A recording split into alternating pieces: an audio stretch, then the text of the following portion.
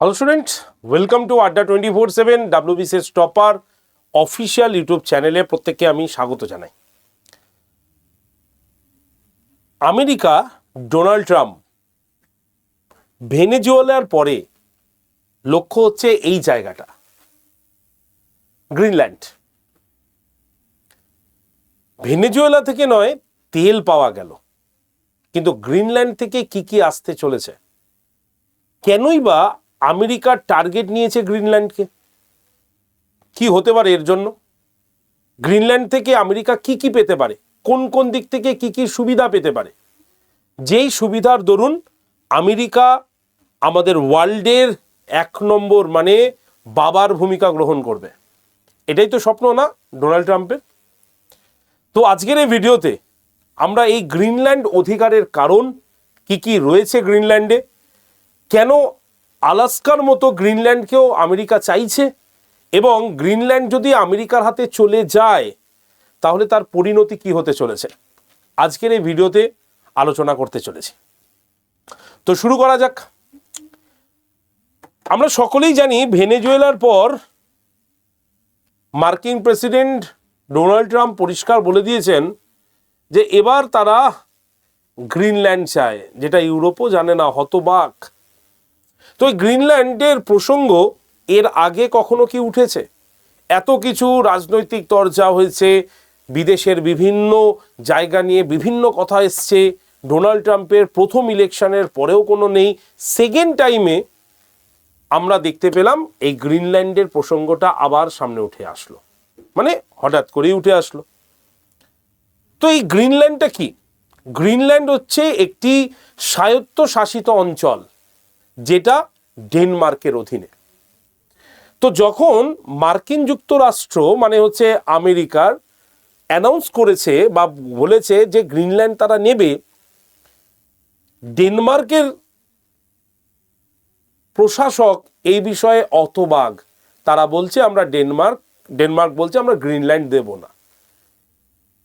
আমরা কিছুদিন আগে খবর শুনলেও দেখব ডেনমার্কের প্রসঙ্গ নিয়েই গ্রিনল্যান্ডের প্রসঙ্গ নিয়েই ডোনাল্ড ট্রাম্প ডেনমার্কে তার সফরও বাতিল করে দিয়েছে।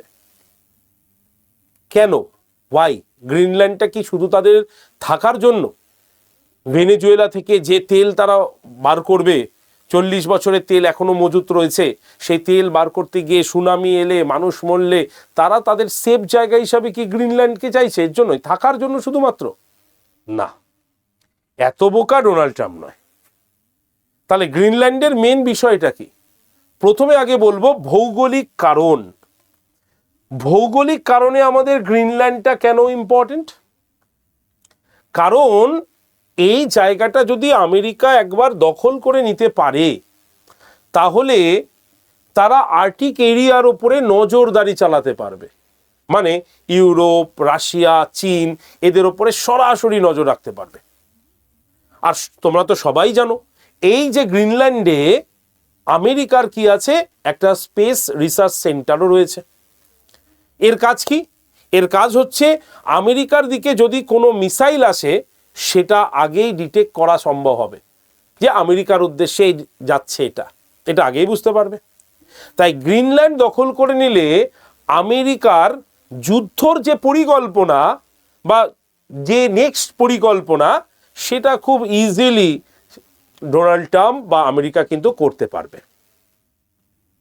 তাই এই ঘটনাটা এই সময় থেকে শুরু হয়নি যে ডোনাল্ড ট্রাম্প মনে করছে এখনই নেবে, এটা এরকম নয়। কিন্তু এর আগেও তুমি এর পটভূমিকা যদি আমরা লক্ষ্য করি তাহলে ইতিহাসে কোল্ড ওয়ার তো বলে একটা ঘটনা শুনেছো, ঠান্ডা লড়াই, দ্বিতীয় বিশ্বযুদ্ধ আগে কোল্ড ওয়ার।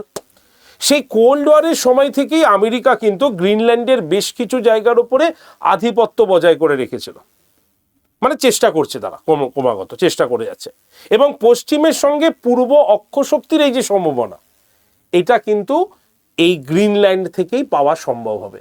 তাই ভৌগোলিক দিক থেকে গ্রিনল্যান্ড এতটাই ইম্পর্টেন্ট, তার জন্য আমেরিকা চাইছে গ্রিনল্যান্ডকে তারা দখল করবে। শুধু এটাই কারণ না, বাণিজ্যিক সুযোগ সুবিধাও আছে। কিন্তু বাণিজ্যিক সুযোগ সুবিধা কিভাবে হবে? গ্রিনল্যান্ডের যা পরিস্থিতি, সেখানে কম জনবসতি এরিয়া, একদম তোমার তুষার গ্লেসিয়ার ভরা, তাহলে এইগুলো থেকে কিভাবে বাণিজ্যিক সুবিধা হতে পারে প্রশ্ন। দেখো হিমবাহ গলে গিয়ে এখন যেই কোল্ড ওয়ারের সময় যেটা গ্রিনল্যান্ড ছিল, এখন সেটা এই আর্কটিক রিজিয়নের ভৌগোলিক পরিবর্তন অলরেডি ঘটে গেছে। তাই নতুন নতুন পথ এখান থেকে খোলার সম্ভাবনা কিন্তু বেরিয়ে আসে।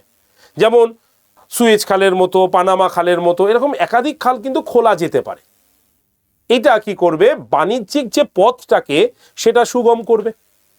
ঠিক আছে, এছাড়াও মার্কিন যুক্তরাষ্ট্র যদি ভাবে যে তার নৌবহরকে তারা গ্রিনল্যান্ডে এনে রেখে দেবে, তাহলেও সেটা কিন্তু সুরক্ষিত হবে। অর্থাৎ একটা নৌবহরের বেস তৈরি করা যেতে পারে এই গ্রিনল্যান্ড। তাই ডোনাল্ড ট্রাম্পের প্রথম নজরেই এই গ্রিনল্যান্ডটা তার সব থেকে ফেভারিট জায়গা হয়ে উঠেছে। হলো 2 নম্বর। 3 নম্বরটা সব থেকে ভাইটাল, সেটা হচ্ছে খনিজ সম্পদে সমৃদ্ধ আছে এই গ্রিনল্যান্ড। এখনো সেটা আনটাচ, অর্থাৎ গ্রিনল্যান্ডে যে পরিমাণে খনিজ আছে, যে পরিমাণে আকরিক রয়েছে, সেটি এখনো কিন্তু কেউ আনটাচ বলতে পারো, কেউ তোলেও নি। ফলে এখান থেকে লোহা, ঠিক আছে, জিঙ্ক এবং রিয়েল আর্থের মতো যে প্রোডাক্টগুলো রয়েছে, রিয়ার আর্থ প্রোডাক্ট, সেইগুলো কিন্তু এখানে পাওয়া যাবে, যেগুলো আমাদের প্রচুর কাজে ব্যবহৃত হয়। আর এখন এই যে রিয়ার যে আর্থ রয়েছে, ঠিক আছে, যে অ্যালিসিডগুলো রয়েছে, ঠিক আছে, এইগুলো কার কাছে রয়েছে? এখন চীনের কাছে রয়েছে। ঠিক আছে, এই যে রিয়ার আর্থ এলিমেন্টগুলো যেগুলো রয়েছে, এগুলো এখন চীনের কাছে সব থেকে বেশি আছে। তাহলে আমেরিকা যদি এই গ্রিনল্যান্ড থেকে ওই রিয়াল আর্থ যদি এলিমেন্টগুলোকে পেয়ে যায়, তাহলে তারা চীনকেও টক্কর দিতে পারে। আর এর পাশাপাশি সোনায় সোহাগা কি আছে? খনিজ তেল তো রয়েছেই। তাহলে একসঙ্গে খনিজ তেল, সঙ্গে রিয়ার আর্থ যেগুলো রয়েছে সেইগুলো, লোহা, জিঙ্ক, সব কিছু আনটাচ যেটা খনিজ সম্পদ, সেটা কিন্তু গ্রিনল্যান্ড থেকে ট্রাম্প মহাশয় কিন্তু পেয়ে যাবে। সুতরাং এটা ট্রাম্পের বড় একটা অপরচুনিটি। এটা নতুন কিছু নয়, কিন্তু এখন দেখে এরকম মনে হচ্ছে যে গ্রিনল্যান্ড এরকম। দেখবে আমরাও যখন কোনো জমি ইনভেস্ট করি না, যে আমার টাকাটা আমি জমিতে ইনভেস্ট করব, তো আমরা কি করি? আমরা এমন কিছু জমি কিনি যে জমিটা ভবিষ্যতে ডেভেলপ হতে পারে। ঠিক আছে, এবার যে মনে করে যে না আমার কাছে প্রচুর জমি আছে বা এই জমিটা ডেভেলপড হবে না, সে তাড়াতাড়ি বিক্রি করে দেয়। কিন্তু যারা ইনভেস্টার তারা বুঝে যায় যে এর লোকালিটিটা কেমন আছে, এই জমিটা কিনলে আমার কি লাভ হবে। আমেরিকার ক্ষেত্রেও এরকম একটা বড় উদাহরণ আছে। যেমন উদাহরণ দিই আলাস্কা। এই যে আলাস্কাকে উদাহরণ হিসাবে ব্যবহার করি আমরা, বুঝতে সুবিধা হবে। রাশিয়া কি করেছিল, খুব কম দামে সেটা আমেরিকাকে একসময় বিক্রি করে দিয়েছিল, কারণ রাশিয়ার মনে হয়েছিল যে আলাস্কাতে কিছু হবে না। আর সেই আলাস্কার যদি এখন অবস্থা দেখো, আমেরিকা এটাকে সুন্দরভাবে সাজিয়ে যা করেছে, যেখানে প্রচুর পরিমাণে আলাস্কা থেকে আমেরিকা প্রচুর পরিমাণে ডিভিডেন্ড পাচ্ছে। সুতরাং একটা গোল্ডেন হাঁস, সোনার ডিম, এটার মতো আলাস্কা কাজ করছে। তাই ট্রাম্প মহাশয়ের মাথায় এসেছে তাহলে গ্রিনল্যান্ডও আমাদের ভবিষ্যতের সম্পত্তিতে পরিণত হতে পারে, সম্পদ যেখানে আমেরিকাকে ওপরের স্তরে দিয়ে দেবে। এর জন্যই ডোনাল্ড ট্রাম্প ভাবছেন আমরা গ্রিনল্যান্ড আক্রমণ করব বা গ্রিনল্যান্ডটাকে অধিকার করে নেব। এবার প্রশ্ন হচ্ছে, গ্রিনল্যান্ড যদি একদিনে আমেরিকার কাছে কিন্তু আসবে না, ডেনমার্কও ছাড়বে না, আমেরিকাও কিন্তু একদিনে পাওয়াটা এটা সহজ হবে না।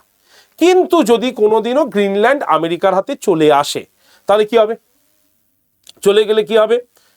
তাহলে অক্ষশক্তি ইউএস এর হাতেই থাকবে, মানে আমেরিকার হাতেই থাকবে, এবং আমেরিকা হবে ওয়ার্ল্ডের রাজা। আর এই ঘটনা কোনোদিনও করতে দেবে না যে, বা সবসময় প্রতিদ্বন্দ্বিতা হিসাবে কাজ করবে, সেটা হচ্ছে চীন। সুতরাং এবার এই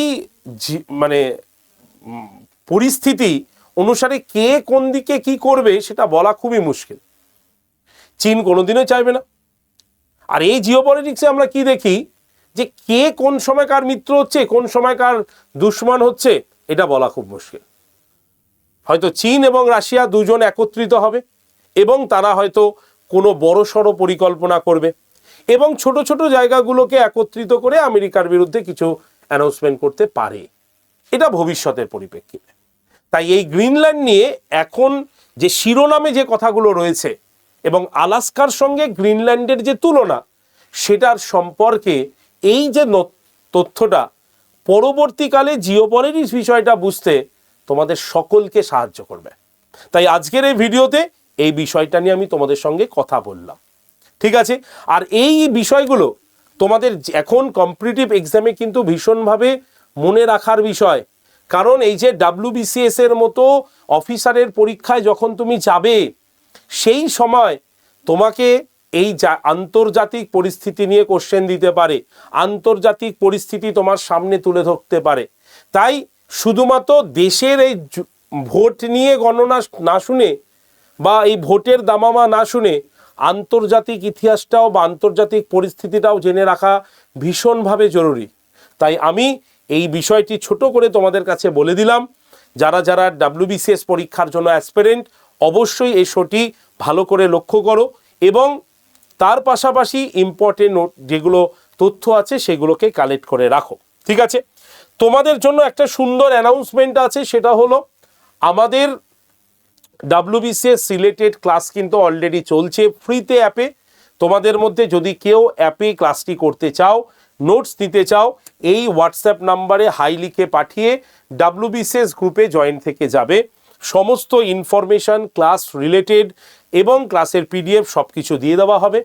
এছাড়াও তোমাদের কাছে বলে দিই, আমাদের WBCS এর যে নতুন ব্যাচ এটা চলে এসছে, অর্থাৎ শুধু প্রিলিমিনারির জন্য, যেখানে প্রিলিমসের প্রত্যেকটা সাবজেক্ট ধরে ধরে স্যার ম্যাডামরা পড়াবেন। তুমি যদি ব্যাচটার প্রতি আগ্রহ হও, আমি একটা নাম্বার দেব, সেই নাম্বারে কল করে নেবে, ঠিক আছে? Live class, recorded video, mock test, PDF সব কিছু থাকবে এর মধ্যে। সঙ্গে দুটো প্রিন্টেড বই তোমরা পেয়ে যাবে। ক্লাস শুরু হচ্ছে 19 তারিখ থেকে। আর WBCS prelims, mains, interview, optional সব কিছু রয়েছে আমাদের WBCS মহাপ্যাক প্রো প্লাস এই ব্যাচটাতে, ঠিক আছে? যেখানে তোমরা 14টা প্রিন্টেড বই পেয়ে যাবে। তাই ব্যাচের ডিটেলস মানে বিষয় জানার জন্য এবং ভর্তির জন্য এই যে নাম্বারটা আছে, এই নাম্বারটাতে অবশ্যই কল করে নিও। তোমার প্রশ্নের উত্তর তোমরা কিন্তু পেয়ে যাবে, ঠিক আছে? বোঝা গেল সকলকে? চলো, আজকের এই জিওপলিটিক্স শোটি এখানেই সমাপ্ত করছি। যারা যারা সেশনটি আমরা দেখলাম, এর পরের শোর জন্য অবশ্যই তোমরা চ্যানেলটিকে সাবস্ক্রাইব করে রাখবে এবং তোমরা অবশ্যই চ্যানেলটিকে ভালো করে ফলো করো, লাইক শেয়ার করে সকলের কাছে পৌঁছে দিতে সাহায্য করো। ধন্যবাদ।